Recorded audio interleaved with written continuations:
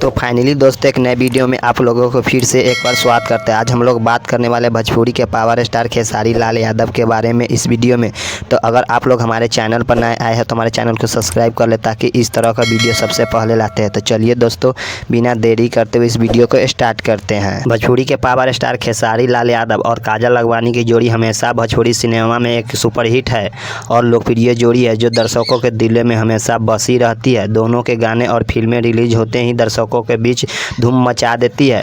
इनकी जोड़ी हमेशा से फैंस के एंटरटेनमेंट करने के कामयाब बनी रही है। उनका नया गाना सुनने या देखने का इंतजार उनके फैंस हमेशा से तैयार रहते हैं। उनका एक गाना आया है फसरी लगा ले राजा जी, बेहतरीन उदाहरण है। यह गाना बहुत साल पहले रिलीज हुआ था लेकिन आज भी यूट्यूब पर 70 मिलियन से ज़्यादा बार देखा जा चुका है, जो दर्शाता है कि काजल लखवानी और खेसारी लाल की जोड़ी कितनी पॉपुलर है। जी हाँ दोस्तों, गाने के वीडियो में काजल लखवानी और खेसारी लाल यादव का रोमांटिक अंदाज और डांस दर्शकों को बहुत पसंद आता है। गाने का शूट हरे भरे बगीचे में किया गया है और दोनों का डांस और केमिस्ट्री देखकर लोगों अभी भी उनके इस गाने को बार बार देखना पसंद करते हैं।